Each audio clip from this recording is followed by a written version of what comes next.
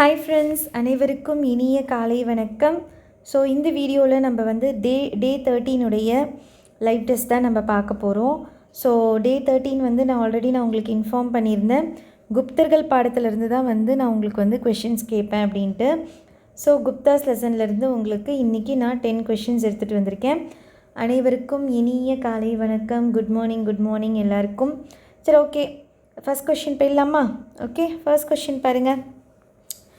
சரியான இணையை தேர்ந்தெடு. மொத்தம் 3 கொடுத்துருக்கேன். அதில் எது வந்து சரியான இணை அப்படின்ட்டு பாருங்கள். அலகாபாத் தூண் கல்வெட்டு சமுத்திரகுப்தர், உதயகிரி குகை கல்வெட்டு முதலாம் சந்திரகுப்தர், பிதாரி தூண் கல்வெட்டு ஸ்கந்தகுப்தர். இதில் எந்த இணை வந்து கரெக்டாக புரிந்திருக்கு?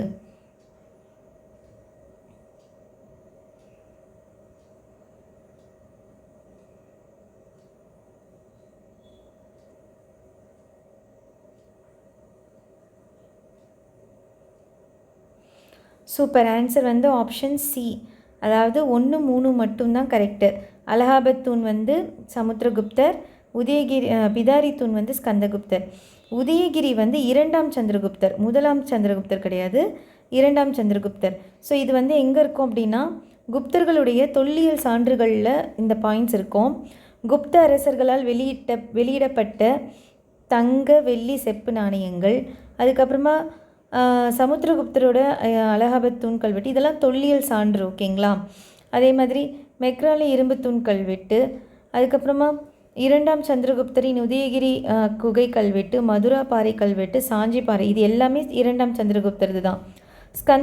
ஸ்கந்தகுப்தரோட பிதாரி தூண் கல்வெட்டு, கத்வா பாறை கல்வெட்டு, மதுபான் செப்பு பட்டயம், அதுக்கப்புறமா சோனாப்பட்டு செப்பு பட்டயம், நாலந்தா களிமண் முத்திரை பொறிப்பு, இது எல்லாமே வந்து தொல்லியல் சான்றுகள், குப்தர்களுடைய தொல்லியல் சான்றுகள். ஓகேங்களா? ஓகே, செகண்ட் கொஷின் போயிடலாம். செகண்ட் கொஷின் பாருங்கள். 2ஆம் சந்திரகுப்தரின் பட்ட பெயர்கள் அல்லாதது எது?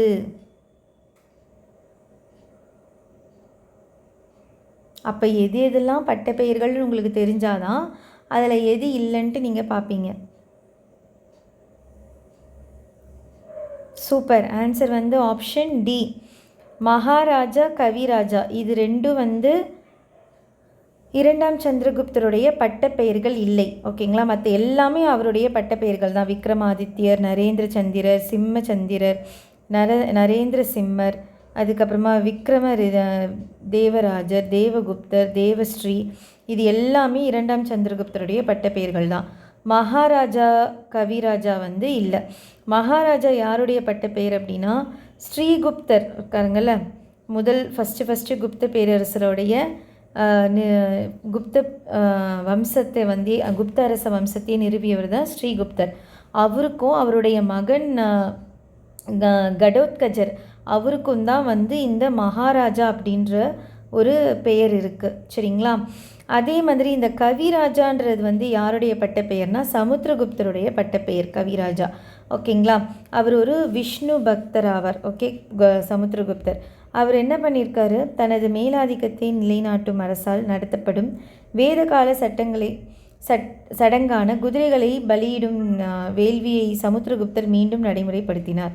அவர் தங்க நாணயங்களை வெளியிட்டார். யார்? சமுத்திரகுப்தர் தான் வந்து தங்க நாணயங்களை வெளியிட்டது. அதில் ஒன்றில் அவர் வீணை வாசிப்பது போல உருவம் பொறிக்கப்பட்டுள்ளது. அவர் மிக சிறந்த படையெடுப்பாளர் மட்டுமல்ல, கவிதை பிரியரும் இசை பிரியரும் ஆவார். அதனால தான் வந்து அவருக்கு கவிராஜா என்னும் பட்டம் அப்படின்ட்டு ஒரு பட்டம் இருக்குது அவருக்கு, சமுத்திரகுப்தருக்கு. ஓகே, ஸோ இது 2ஆம் சந்திரகுப்தருடைய பட்டப்பெயர்கள். ஸோ இந்த லைவ் டெஸ்ட்டில் மெயினாக வந்து நம்ம பாக்ஸ் இன்ஃபர்மேஷன்ஸ்க்கு எல்லாத்துக்குமே முக்கியத்துவம் கொடுத்துருக்கேன் இந்த லைவ் டெஸ்ட்டில். ஸோ 6th ஸ்டாண்டர்டுன்ட்டு நம்ம ரொம்ப அலட்சியமாக இந்த பாடத்தை படிக்கக்கூடாது. ஒரு பாயிண்ட்டுமே வந்து நமக்கு வந்து அவ்வளோ இம்பார்ட்டண்ட். 6th ஸ்டாண்டர்ட் குப்தர்கள் லெசன் வந்து ஒரு பாயிண்ட்டுமே வந்து ரொம்ப ரொம்ப இம்பார்ட்டண்ட். ஸோ அதனால் எல்லாமே நல்லா படிச்சுக்கணும். சரிங்களா?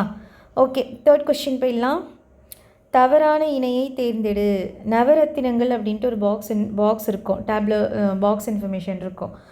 அதில் எது இதில் தவறாக இருக்குதுன்னு பாருங்கள்.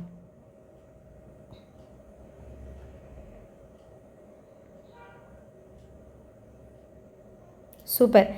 ஆன்சர் வந்து ஹரிசேனர் ஜோதிடர் கிடையாது. ஹரிசேனர் வந்து சமஸ்கிருத புலவர். ஓகேங்களா, ஆப்ஷன் டி வந்து தவறு. ஓகேங்களா, தவறாக புரிந்திருக்கு. ஹரிசேனர் வந்து சமஸ்கிருத புலவர். காளிதாசர் வந்து சமஸ்கிருத புலவர். அமரசிம்ஹர் வந்து அகராதியில் ஆசிரியர். அதுக்கப்புறம் அகராதிரியல் ஆசிரியர். தன்வந்திரி மருத்துவர். காகபாணகர் வந்து ஜோதிடர், அவர் தான். நெக்ஸ்ட்டு சன்கு வந்து கட்டிடக்கலை நிபுணர்.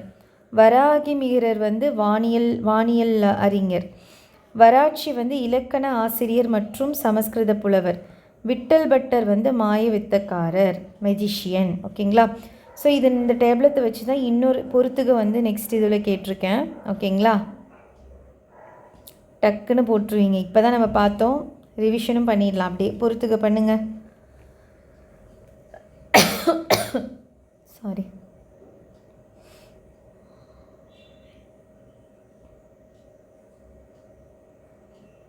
சூப்பர். ஆன்சர் வந்து ஆப்ஷன் ஏ, காணபாணகர் ஜோதிடர். சங்கு கட்டடக்கலை நிபுணர்.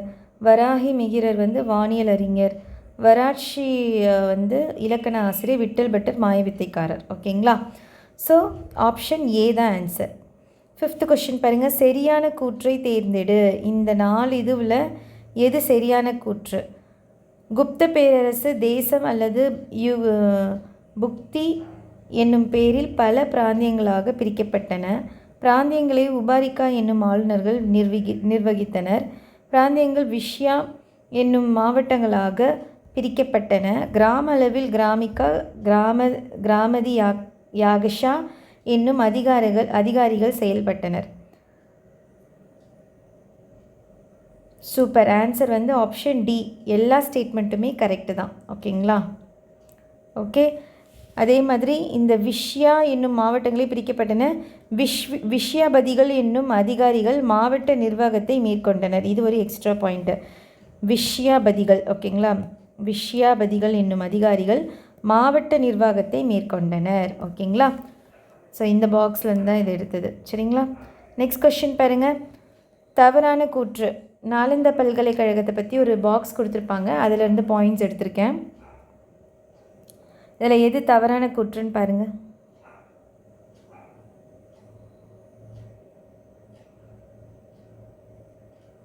சூப்பர். ஆன்சர் வந்து ஆப்ஷன் சி. மற்ற 3மே கரெக்டு தான். நாலந்தா யுனெஸ்கோவின் உலக பாரம்பரிய சின்னம் கரெக்டு. நாலந்தா பல்கலைக்கழகம் பக்தியார் கில்ஜி என்பாரின் தலைமையில் வந்த மமுக்லர்களால் அழித்து தரைமட்டம் ஆக்கப்பட்டது கரெக்டு. நாலந்தா பல்கலைக்கழகம் யுவாங் சுவாங் சமண தத்துவத்தை இல்லை, சமண தத்துவம் கிடையாது, பௌத்த தத்துவம். ஓகேங்களா, பௌத்த தத்துவத்தை தான் வந்து படிப்பதில் பல ஆண்டுகள் செலவழித்தார். நலந்தா வளாகத்தில் 8 மகா பாடசாலைகளும் 3 பெரிய நூலகங்களும் இருந்தன. இது கரெக்ட். ஸோ 3rd ஸ்டேட்மெண்ட் மட்டும் தவறு. ஓகேங்களா, பௌத்த தத்துவத்தை பற்றி படிப்பதில் பல ஆண்டுகள் செலவழித்தார். ஓகே. நாலந்தா பல்கலைக்கழகம் பக்தியார் கில்ஜி என்பாரின் தலைமையில் வந்த மமுக்களால் தரமட்டமாக ஆயிடுச்சு. ஓகேங்களா, இது ஒரு உலக பாரம்பரிய சின்னம். இது எல்லாமே கரெக்டு தான். அவ்வளோதான். Okay, fine. நெக்ஸ்ட் வந்து அகெயின் ஒரு பொறுத்துக.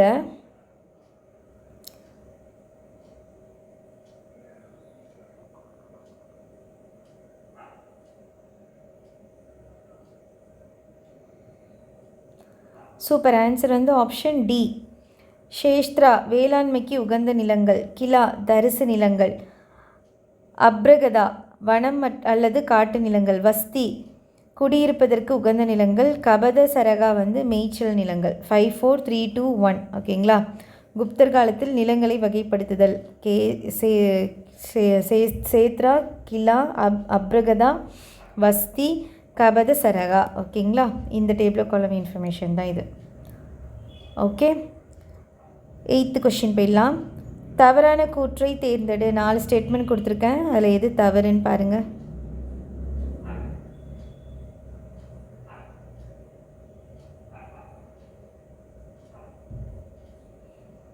சூப்பர். ஆன்சர் வந்து ஆப்ஷன் ஏ, குப்தர்கள் நாணய அமைப்பு முறையை அறிமுகப்படுத்தியவர் முதலாம் சந்திரகுப்தர் கிடையாது, சமுத்திரகுப்தர். ஓகேங்களா, அமைய முறையை அறிமுகப்படுத்தியவர் வந்து சமுத்திரகுப்தர், முதலாம் சந்திரகுப்தர் கிடையாது. ஓகேங்களா, மற்றெல்லாம் கரெக்டு தான். பொற்காசுகள் தினாரா அழைக்கப்பட்டன. குப்தர்கள் வெளியிட்ட பொற்காசுகளை விட வெள்ளி செப்பு காசுகள் குறைவாகவே இருந்தன. குப்தர்களுக்கு அடுத்து வந்த காலத்தில் பொற்காசுகளின் சுழற்சியில் வீழ்ச்சி ஏற்பட்டது. இது எல்லாமே கரெக்டு தான். ஓகேங்களா? Okay, next question. ஹூணர்கள் பற்றிய செய்திகளில் தவறான கூற்றை தேர்ந்தெடு. மொத்தம் 4 ஸ்டேட்மெண்ட் கொடுத்துருக்கேன். அதில் எது வந்து தவறு?